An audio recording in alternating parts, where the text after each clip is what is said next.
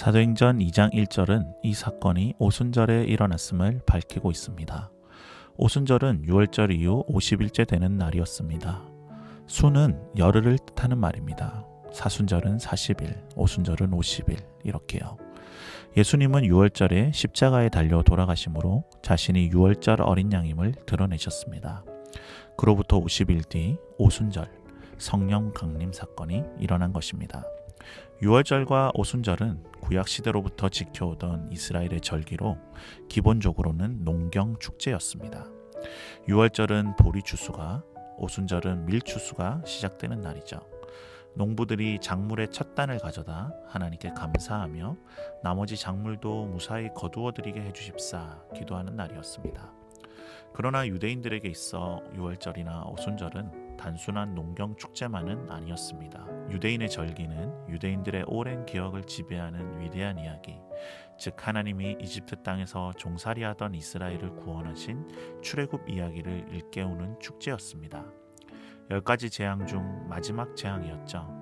하나님이 이집트의 모든 장자들을 죽이시기로 정하신 날, 모세의 명령을 따라 어린 양을 잡아서 그 피를 문설주에 바른 이스라엘 백성들은 장자의 죽음을 피할 수 있었고, 죽음의 천사가 어린 양의 피를 보고 그 집을 넘어간다 하여 붙은 이름이 패스오버, 6월절입니다. 이스라엘 백성은 바로 그날 밤 이집트를 떠났습니다.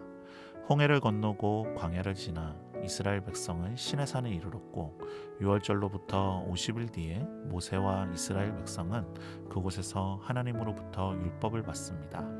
오순절은 하나님이 구속하신 자기 백성에게 앞으로 살아가야 하는 삶의 방식을 지시하신 날입니다. 출애굽기 19장 5절로 6절, 이제 너희가 정말로 나의 말을 듣고 내가 세워준 언약을 지키면 너희는 모든 민족 가운데서 나의 보물이 될 것이다. 온 세상이 다 나의 것이다. 그러므로 너희는 내가 선택한 백성이 되고 너희의 나라는 나를 섬기는 제사장 나라가 되고 너희는 거룩한 민족이 될 것이다. 너는 이 말을 이스라엘 자손에게 일러주어라. 오순절은 이런 언약을 통해 이스라엘이 하나님의 백성이라는 정체성을 가지게 된 날입니다. 요약하자면 구약에서 오순절은 밀추수에 있어서 첫 열매를 드리는 날이자 시내산에서 율법을 받고 하나님의 백성이 되는 언약이 체결된 날입니다. 신약의 오순절 역시 한층 더 깊어진 의미로 이 일이 재현됩니다. 복음서를 보면 예수님은 구원이 필요한 영혼들을 일컬어 추수할 곡식들이라고 표현하십니다. 요한복음 4장 35절, 너희는 넉 달이 지나야 추수 때가 된다고 하지 않느냐. 그러나 나는 너희에게 말한다. 눈을 들어 밭을 보아라. 이미 곡식이 익어서 거둘 때가 되었다. 오순절이 첫 열매를 드리는 날이라고 말씀드렸죠. 사도들이 성령으로 충만해서 예수님과 그분의 부활에 대해 강력하게 선포한 그날부터 사람들은 회개하며 하나님 나라에 속하게 됩니다. 그날이 추수의 첫날이며 사도행전 내내 영혼들의 추수가 진행될 것입니다. 사도행전 2장의 오순절, 바로 그날 회개한 자들이 하나님께 드리는 첫 단과도 같음을 우리는 보게 됩니다. 구약과 신약의 오순절 사건을 보면 재미있는 대칭 구조를 발견할 수 있습니다. 이스라엘 백성이 시내산에 도착하자 모세는 산에 올라가서 돌판에 새겨진 율법을 가지고 내려왔죠. 예수님 역시 제자들 앞에서 승천하여 하늘로 올라가셨고 돌판에 새긴 율법이 아니라 사람의 마음에 새겨질 율법, 곧 성령을 보내신 것입니다. 예레미야의 예언이 이처럼 성취되고 있음을 확인할 수 있습니다. 예레미야 31장 33절, 그러나 그 시절이 지난 뒤에 내가 이스라엘 가문과 언약을 세울 것이니 나는 나의 율법을 그들의 가슴 속에 넣어주며 그들의 마음판에 새겨 기록하여 나는 그들의 하나님이 되고 그들은 나의 백성이 될 것이다. 나 주의 말이다. 이스라엘에게 율법을 주시고 하나님의 백성 삼으신 바로 그 오순절에 예수님 안에서 이루어진 새 이스라엘 사람들에게 성령을 통해 마음에 새겨진 율법을 주시고 새 언약을 체결하신 것입니다. 주님께서 이스라엘에게 나라를 되찾아 주실 때가 바로 지금입니까? 그러나 성령이 너희에게 내리시면 마침내 땅끝까지 이르러 내 증인이 될 것이다. 사도행전 1장의 질문과 이 대답은 하나님이 창세기 12장 3절에서 아브라함에게 너를 통해 그리고 내 가족을 통해 땅에 사는 모든 민족이 너로 말미암아 복을 받을 것이라고 하신 말씀을 어떻게 성취하실 것인가와 연관이 있습니다. 아브라함에게 주어진 이 약속은 창세기 11장에서 하나님을 떠난 인간들이 바벨탑을 쌓았던 사건 바로 뒤에 나옵니다. 하나님은 그들의 언어를 혼란스럽게 하셔서 서로 이해하지 못하게 하시고 인간 사회가 힘을 합쳐 더 큰 죄악을 도모하지 못하도록 흩어버리셨습니다. 창세기 11장 1절 처음에 세상에는 언어가 하나뿐이어서 모두가 같은 말을 썼다. 오순절은 이 바벨탑의 저주가 뒤집혔음을 시사합니다. 성령을 받은 제자들에게 일어난 첫 번째 표적은 그들이 방언을 말하게 된 것입니다. 한글 성경에 방언이라고 번역했지만 이는 분명 외국어를 뜻합니다.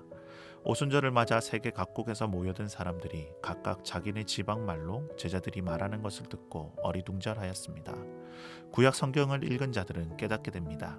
이제 아브라함에게 하신 약속이 성취되고 있음을, 예수님 안에서 그리고 예수님을 통해서 일어난 좋은 소식을 이제 온 인류가 들을 것임을 하나님이 극적인 방식으로 알리고 계신 것이죠. 수많은 사람들이 제자들 주위로 몰려들었습니다. 베드로는 다른 사도들과 함께 일어나서 무슨 일이 일어나고 있는 것인지 설명합니다. 16절 이 일은 하나님께서 예언자 요엘을 시켜서 말씀하신 대로 된 것입니다. 요엘뿐만이 아닙니다. 구약 성경 전체가 약속하고 예언하였으나 아직 이루어지지 않았던 그 일이 이제 막 성취되고 있다는 것입니다. 사람들이 구약 성경을 가지고 고민하며 기도하며 큰 압박과 슬픔의 시대에 필요한 의미를 찾으려 했던 그 시대를 생각해 보십시오.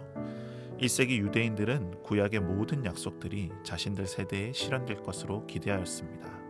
그도 그럴 것이 1세기 사람들이 가장 자세하게 연구했던 구약의 책 중 하나인 다니엘서를 보면 이스라엘이 망하고 바벨론 땅에 포로로 끌려간 후 70년 만에 예루살렘으로 돌아가겠지만 이방 민족의 지배는 70년이 아니라 71회, 여기서 1회는 7을 뜻하는데요. 다시 말해 490년이 지나면 이스라엘이 이방 민족의 지배에서 벗어나 완전한 회복을 이루게 될 것이라는 것이 기록되어 있었습니다.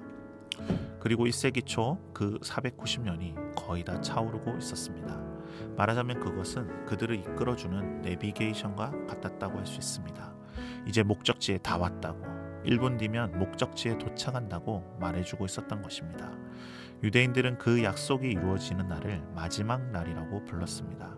마지막 날은 유대인들이 오기로 되어 있는 때, 약속이 성취되던 때를 일컫는 용어였습니다. 오랜 포로 생활이 마침내 끝나는 날, 해방되는 날, 하나님이 새 일을 행하시는 날, 그날이 바로 마지막 날인 것입니다. 그리고 오순절에 베드로는 모든 이스라엘 사람들을 향해 마침내 우리가 그 목적지에 도달했다고 말했습니다. 여러분, 약속이 이루어졌습니다. 마지막 날에 모든 사람에게 성령을 부으시겠다는 그 약속이 지금 막 우리 눈앞에 펼쳐진 것입니다. 피와 불과 자욱한 연기라는 말이나 해는 변해서 어둠이 되고 다른 변해서 피가 될 것이다와 같은 말은 일식이나 다른 자연현상을 일컫는 표현일 수도 있겠습니다. 그러나 성경의 예언적 언어에 익숙한 사람들은 이 표현들이 땅이 흔들릴 정도로 놀라운 사건을 일컫는 것임을 알고 있습니다. 오늘부로 세상이 완전히 뒤집혔다는 뜻입니다. 마지막 날의 요점 중 하나는 그것이 새 창조의 때라는 것입니다. 그리고 새로운 창조는 하나님의 새로운 백성과 더불어 시작됩니다. 무에서 유를 창조하신 것처럼 이제 하나님은 인류 역사에 있어서 그 이전과 완전히 다른 새로운 때를 여셨습니다. 창세기 6장 3절에서 나의 영이 사람 속에 머물지 않을 것이라고 말씀하신 이후 그때까지는 늘 여기서 한 사람 한두 사람, 왕과 예언자와 제사장 등 몇몇 사람들에게만 성령이 주어졌었습니다. 그런데 예수님의 죽음과 부활을 통해 이제 하나님의 영이 많은 사람들 위해 동시에 부어지는 시대가 열리게 된 것입니다. 남녀노소 누구나 받을 수 있습니다. 차별이 없습니다. 모든 이가 하나님의 성령을 받을 수 있게 된 것입니다. 어떻게 이런 일이 가능하게 되었을까요? 베드로는 예수님이 바로 그 열쇠였음을 선포합니다. 마지막 날이 도래한 것은 예수님의 부활 때문이었습니다. 우리가 받은 이 성령은 바로 하나님 보좌 우편에 앉으신 예수님께서 보내신 것입니다. 베드로는 다윗이 기록한 시편 16편과 110편을 연이어 인용합니다.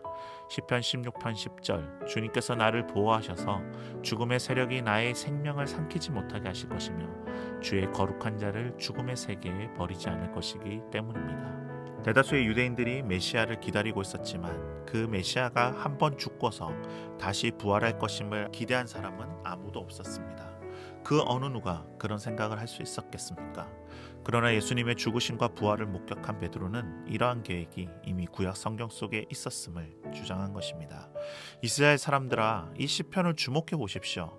다윗은 죽어서 묻혔고 그의 육신은 썩어서 사라졌습니다. 이 시편을 이해할 수 있는 유일한 길은 그것을 예언으로 읽는 것입니다.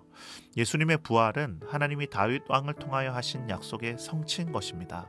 다윗의 후손 가운데서 죽음에서 일으켜진 사람, 그가 바로 이스라엘의 진정한 메시아인 것입니다.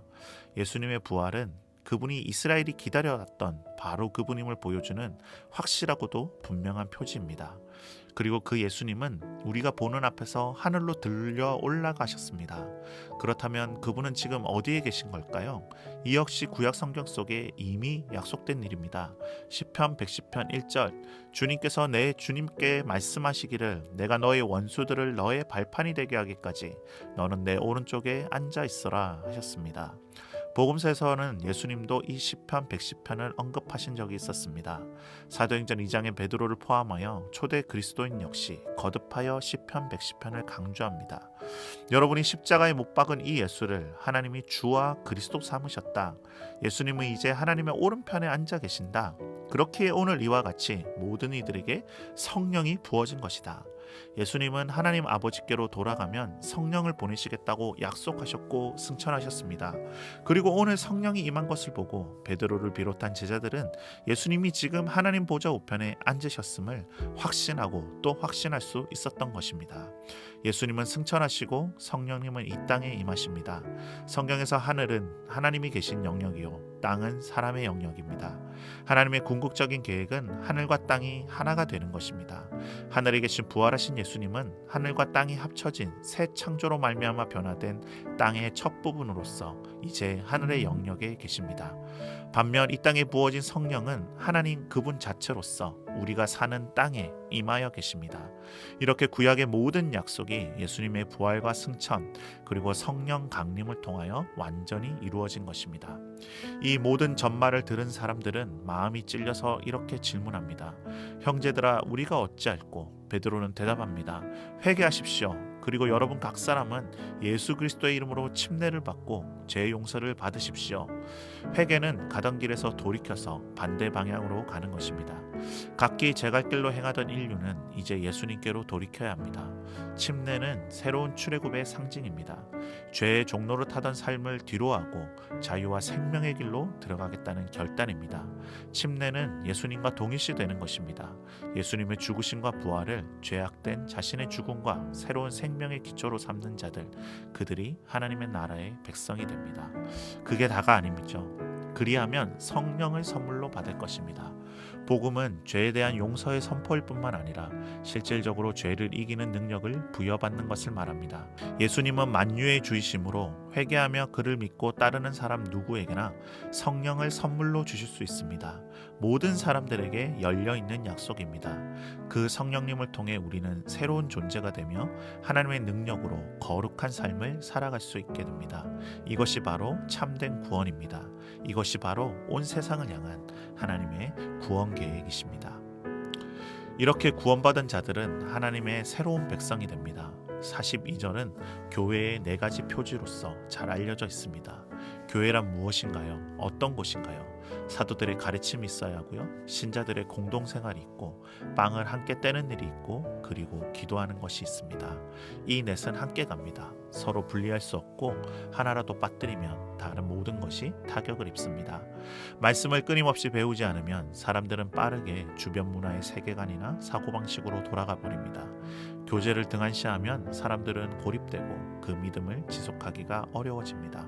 성찬식은 예수님의 죽으심과 부활이 모든 것의 중심임을 기억하도록 도와줍니다. 기도하지 않는다면 우리는 우리가 하늘에 속한 사람들임을 잊고 말 것입니다. 2000년 전 오순절 바로 그날 이 지구상에 처음으로 교회가 탄생하였습니다. 그리고 이 공동체가 지금 우리에게까지 이어져 왔습니다. 우리는 누구입니까? 사도행전 2장은 우리가 누구인지를 알려주고 있습니다.